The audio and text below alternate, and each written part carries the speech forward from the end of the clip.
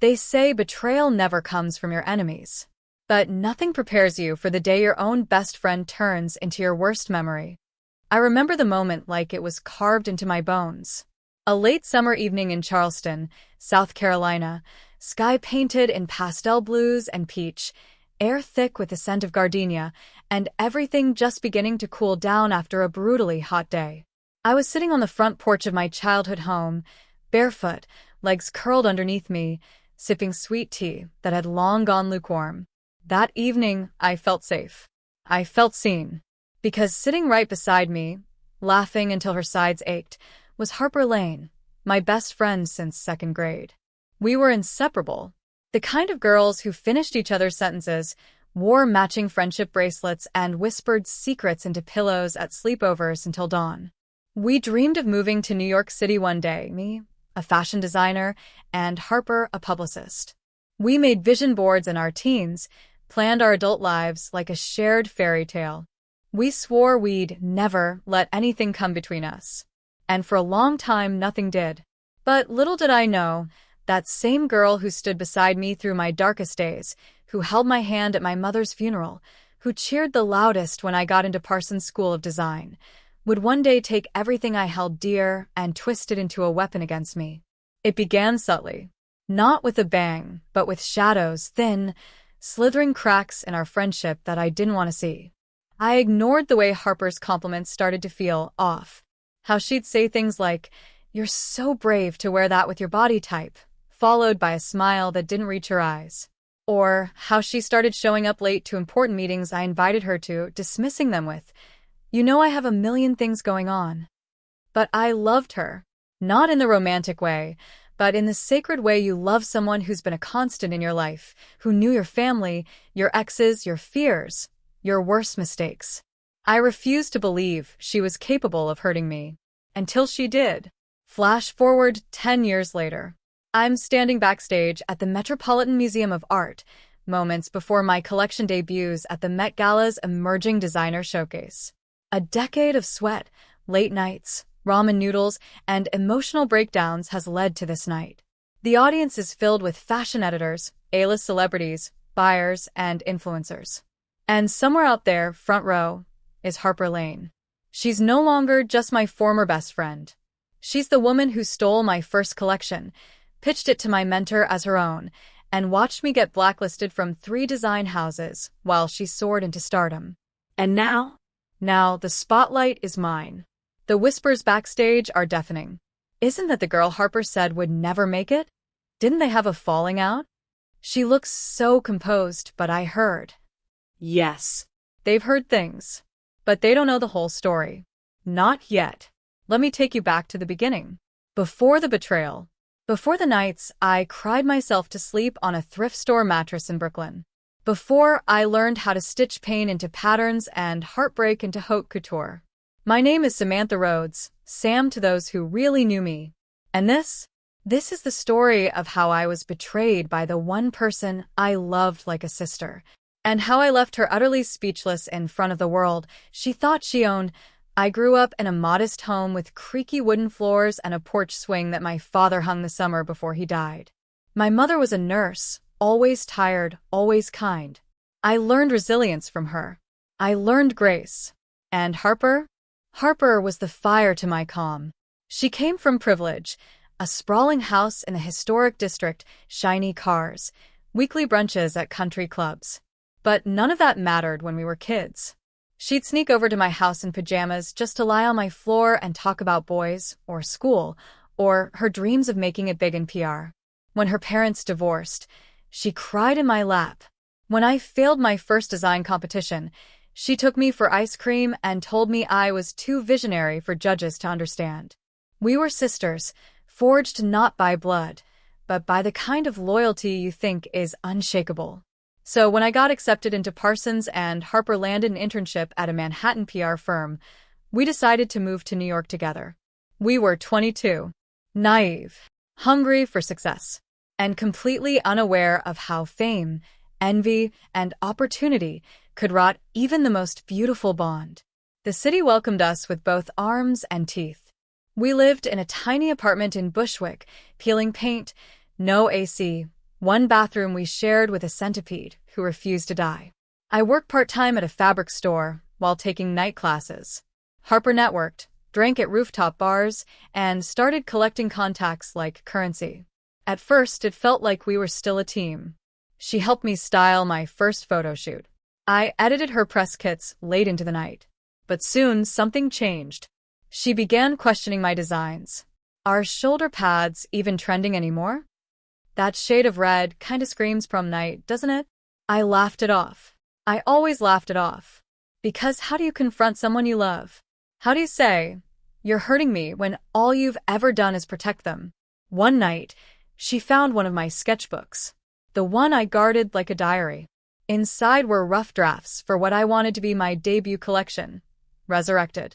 Inspired by my grief, by my mother's death, by everything I lost and everything I hoped to create from it.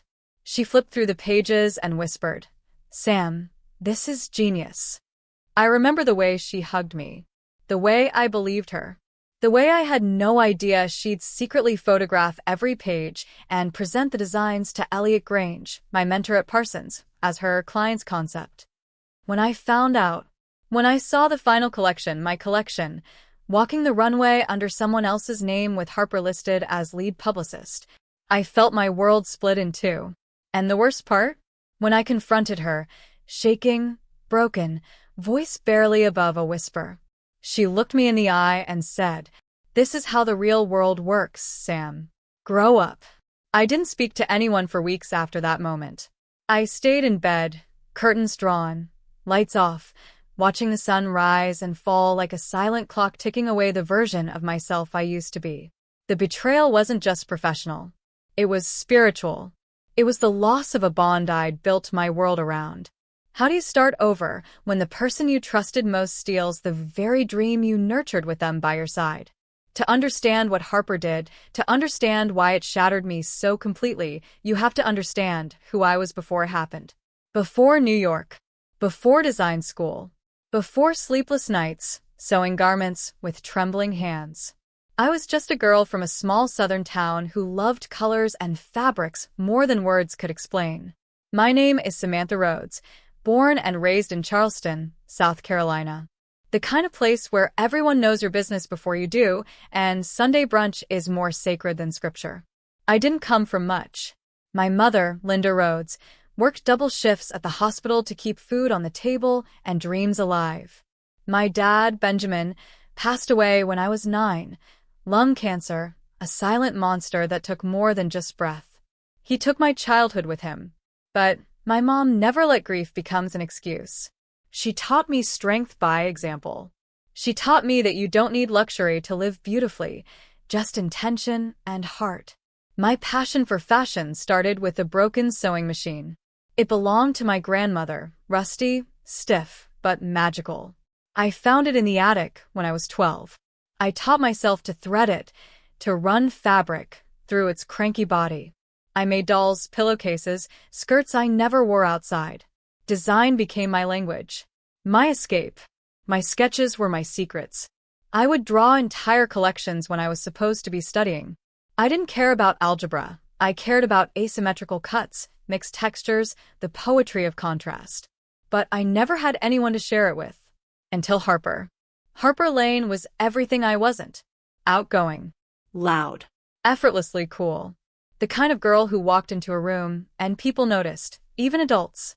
She was charming in a way that made you forget to ask questions. We met in the 3rd grade, both chosen to read in a school play. She forgot her lines. I whispered them from behind the curtain. We laughed so hard that we both got in trouble. We've been friends ever since. Her life seemed picture-perfect from the outside. Wealthy parents, weekend trips, brand new clothes every season. But she wasn't happy. Her mom was cold. Her dad was never around. She once told me that my mom hugging her felt warmer than anything she ever got at home. So I shared everything with her. My closet, my art, my trust. We were each other's shelter. When high school ended, our dreams aligned like stars, both of us craving the city life. Me for design. Harper for fame. She had a gift for talking her way into places she didn't belong, for making people believe she was more important than she was. But I didn't mind. I liked standing beside her light. I didn't know it would eventually cast shadows over me. New York was baptism by fire. I remember stepping off that plane with one suitcase and $400 in my pocket. We shared a shoebox apartment in Bushwick. Mice in the walls, heat that came and went like a ghost. But we were thrilled. Every corner of the city felt like a movie. I got into Parsons. Not through connections. Not through favors. Because of my portfolio. Because I stayed up night after night stitching emotion into every piece. Because I submitted designs that weren't trendy but true. Harper bragged about me to everyone at first. This is my best friend, Sam. She's going to be the next Alexander McQueen. I believed her pride. I didn't see the jealousy blooming underneath. Things started shifting slowly. She made snide comments in front of people. Sam's a bit too artsy for commercial success, you know? Her designs are emotional, but not always wearable. She laughed when she said it, every time. Squeezed my hand afterward. Said, "Don't be so sensitive." I forced myself to believe it was just her being honest. But one night, I overheard her on a call, whispering to someone, saying she was consulting on my designs, claiming credit for details she never touched. I confronted her. She said, "You're being paranoid." I wasn't. But I wanted so badly to preserve what we had, I let it go. Again. The night she stole my collection, it was a culmination. She'd been building connections while I was building creations. She networked. She planned. She watched me pour my soul into Resurrected, a collection born from my pain, stitched with my tears. Then she took it. She knew my mentor Elliot had influence. She knew he had access to design houses. She presented it as her client's concept without naming me, saying she was the one helping develop the vision. And Elliot, the man who once told me I had the fire of a legend, called me days later and said, "I'm sorry, Sam. That concept was already pitched to me. You can't submit it. It would be considered plagiarism." I thought it was a misunderstanding. I raced to Harper's office, heart pounding, panic squeezing my throat. When I told her what happened, she didn't flinch. She didn't apologize. She didn't even deny it. She just looked at me, calm, collected, and said, "You had ideas. I had execution. That's how this city works, Sam." I slapped her. I don't remember deciding to. I don't remember my hand moving. I just remember the sting on my palm and the look of amusement on her face. Like I was the one being unreasonable. Everything after that was a blur. I was dropped from a potential internship. A rumor began that I'd stolen ideas from another designer, the same one Harper had secretly pitched to. Elliot stopped responding to my emails. My credibility? Gone. Doors that once creaked open were now sealed shut. And Harper? She rose. Featured in Women in Fashion Weekly. Invited to panels. Praised for her keen eye and emerging style leadership. Not once did she acknowledge me again. Not even a nod. I became invisible. To everyone except myself. That year, I nearly quit design. I took odd jobs, waitressing, cleaning houses, dog walking. I considered moving back to Charleston. I cried in the shower because I didn't want my roommates to hear me. But something inside me refused to die. I kept sketching, kept designing. Quietly, furiously. I learned how to protect my work, legally and emotionally. I registered every sketch. I rebuilt my portfolio under a pseudonym. I applied to underground showcases, worked with indie photographers, partnered with marginalized voices who couldn't afford luxury but craved expression. And people started noticing. Real people. Authentic voices. Because I wasn't chasing approval anymore. I was chasing truth. It was 3 years after Harper's betrayal when I felt the spark flicker back into my chest. I was walking through an art district in Brooklyn, sipping on burnt coffee from a corner cart, when I saw it, an open call flyer pinned to a community board outside a co-op gallery. Design Uprising, a showcase for unheard fashion voices. Raw, real, unfiltered. I stood there, staring. My fingers trembled slightly, not from fear, but recognition. This was it. A space not built for approval, but for truth. The kind I stitched into every sketch in the quiet hours of the night. I applied that same day under my pseudonym, Ro. A name I chose not just as a nod to my last name, Rhodes, but as a symbol, resilience, hope, origin. And they accepted me. Not just accepted, featured. I poured every ounce of my soul into that collection. I called it Ashes and Honey, a tribute to the bitter and the beautiful. Each piece told a story of survival.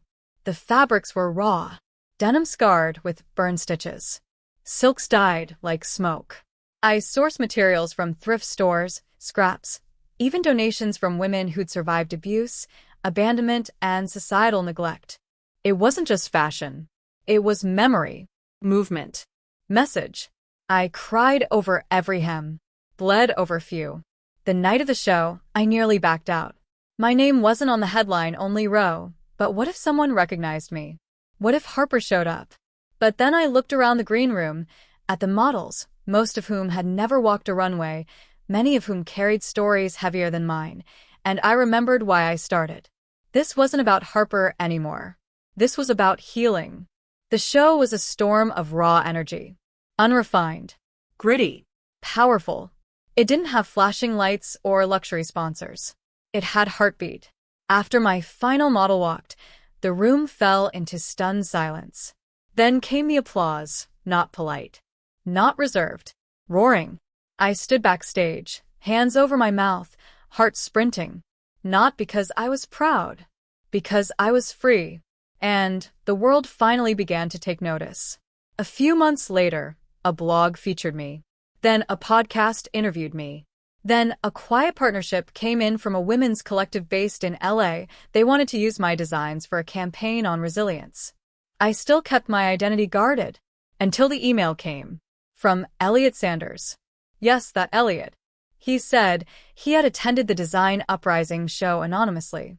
He had felt something in those designs he hadn't felt in years. He asked to meet.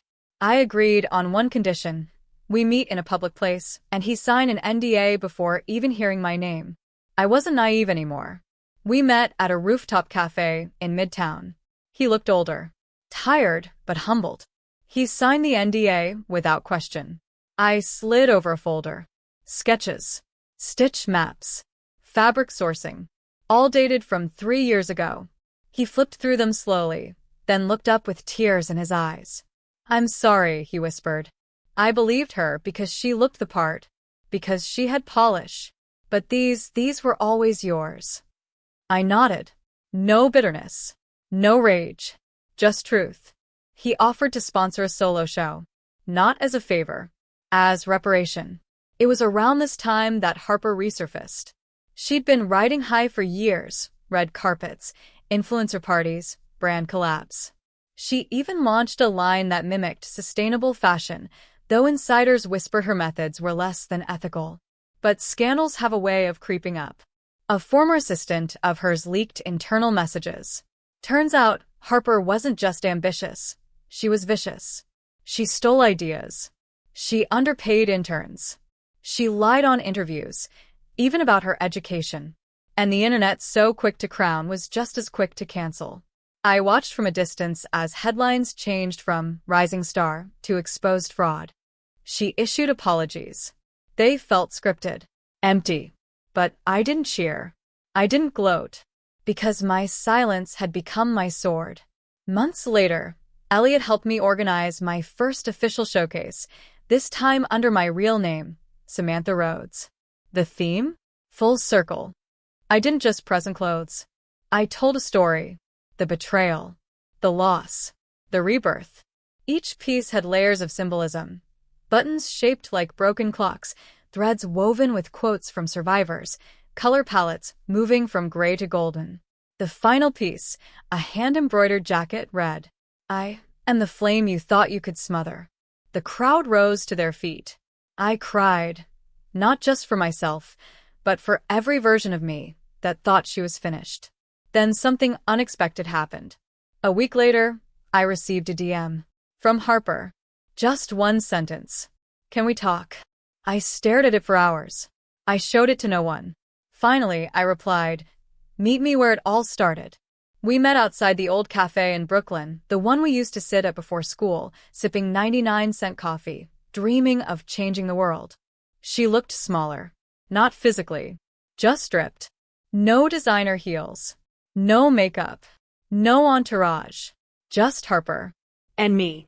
For a few moments, we said nothing. Then she broke the silence. I don't have excuses. I was jealous. Of your talent. Your soul. Your light. I wanted it, and I thought if I took everything else, I could own that too. I said nothing. She continued. I thought success would feel sweet. But it tasted like ash without you. My throat tightened. I didn't say, it's okay. Because it wasn't. I didn't say, I forgive you. Because I hadn't, not fully. But I said this. I hope you learn. Not for me. For yourself. She nodded. And for once, she didn't argue. She just walked away.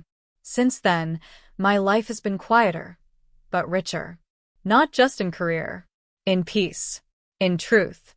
I mentor young designers now. I teach them not just how to create, but how to protect. And I always say this. Your light doesn't come from being seen.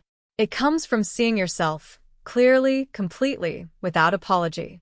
The day I unveiled my second solo exhibition, titled Rewritten Threads, was the day I truly felt reborn. This wasn't about proving anything anymore. Not to Harper. Not to Elliot. Not even to the industry that once turned its back on me. This was about reclaiming space.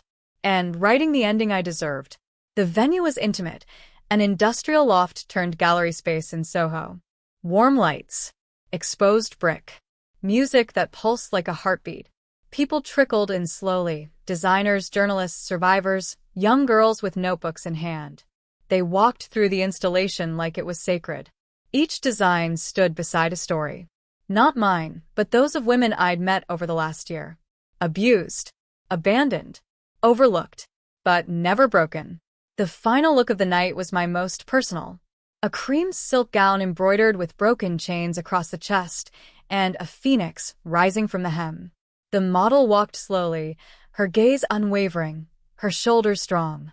When the lights dimmed and the crowd rose to applaud, I didn't step out for the designer's bow. Instead, I projected a message on the wall behind her. This isn't about me. It's about us. The ones they thought wouldn't survive. And yet, here we are. The applause wasn't loud. It was thunder. Backstage, my team was celebrating, but I slipped out the back quietly. I stood on the fire escape, looking over the city, breathing in its chaos, its movement, its memory. And then my phone buzzed. A message from my mom. A photo. It was the storefront of the community center in our old neighborhood. On the glass window, in gold paint, it read, Rhodes House, a safe space for creative girls. She'd used part of the money I gave her for my first show's profits to partner with a local women's fund. They turned an old corner building into a mentorship hub. Workshops. Supplies. Mentors. A place for the next generation to dream. My knees buckled, and I sat down on the stairs, tears soaking into my hands. I had made it. But more importantly, I made space for others to make it too. A few weeks later, I was invited to speak on a national panel for women in design. I was nervous. Public speaking had never been my strength, but I knew I had to.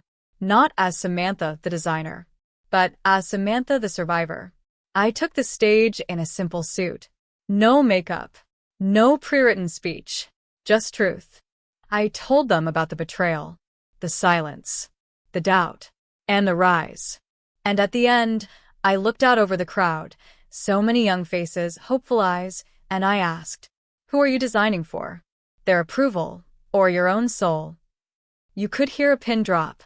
Afterward, I was mobbed, not by press, but by girls crying, hugging me, saying, I didn't think someone like me could ever be seen. That was the moment I realized, redemption isn't loud. It's quiet, sacred, and meant to be shared. About 6 months after the panel, I received another message. This time, it wasn't from Harper or Elliot. It was from a girl named Talia in Kansas. She'd seen the panel online and wanted advice on how to start her own clothing brand while living in a shelter. She had no funding, no formal training, just raw passion and a notebook full of sketches. I flew out 2 weeks later. No cameras, no press. Just me, a suitcase full of supplies, and a promise. "You helped me once," I wrote to my younger self, so now I help her. Talia is now one of the first grant recipients of the Rhodes Foundation. Her debut collection launched in an online fundraiser that sold out in 2 days. Her brand? Threaded Grace. I cried the day she sent me her first fashion lookbook in the mail with a handwritten note. "Because of you, I believed in me." Sometime after that, Harper's name trended again, but this time not for a scandal. She was launching a podcast. I was surprised, especially when I saw the trailer. It was called The Fall and the Fire. In the teaser, she said, "This is a podcast about women who've made mistakes, and those they hurt, and the paths toward healing, not reputation." My name was never mentioned, but I didn't need it to be. I wasn't looking for credit, only closure. And I already had it. I did eventually run into Harper again. It was at an awards ceremony neither of us expected to be invited to. Irony. The universe has a sense of humor. We were both being honored, she for her recent advocacy work and transparency, and me for my contributions to sustainable fashion. We passed each other backstage. She smiled. I nodded. No words. Just peace. Later that night, as I held the award in my hands, I looked around the room. It wasn't the flashing lights or applause that struck me. It was the people I saw. Talia. My mom. My team. Even girls from the community center, wearing pieces they had stitched with their own hands. This was my family now, built not by blood, but by resilience. And suddenly I remembered that cold day years ago when I sat alone in my studio, wondering if I'd ever make it out of the dark. I wish I could go back and hold that version of me. Tell her, you were never alone. You were just waiting for the light to find you again. That's the thing about betrayal. It breaks you open, shatters your illusions, burns away what no longer serves. But what's left behind is real, untouched by flattery, unshakable by loss, unshaken by applause. And you rebuild, not to be seen, but to be whole. So if you've made it this far, maybe your story isn't so different from mine. Maybe you, too, have felt the sting of betrayal. Maybe someone you trusted, someone you loved, took everything you gave and tossed it away like it meant nothing. Maybe you've sat alone in a room, your dreams scattered around you like broken glass, wondering if you were just not enough. Let me tell you something. You are. You were never broken. You were just buried, beneath doubt, beneath shame, beneath the lies they told you about who you are and what you deserve. But you're a wildfire. And wildfires don't ask permission to burn. I used to think betrayal was the end of the story. That once someone stabbed you in the back, the only choice left was to bleed quietly and move on. But here's the truth. Betrayal doesn't end you. It reveals you. It scrapes off the surface. It burns away the weakness. It shows you who you are when no one is watching, no one is clapping, and no one is cheering you on. It gives you the chance to rebuild, not in their image, but in your own. If you've been betrayed, I won't tell you to get over it. That pain, that confusion, that rage, you're allowed to feel it. You're allowed to grieve what you lost, even if it was an illusion. But I will tell you this. Don't stay in that grief. Don't let their lies become your truth. Don't let the person who hurt you be the author of your future. Write your own ending. Paint it. Stitch it. Build it. Dance it. Whatever you do, own it. Maybe you're not there yet. Maybe you're still sitting in the middle of the wreckage, unsure where to begin. That's okay. Start small. Start with one truth you know about yourself.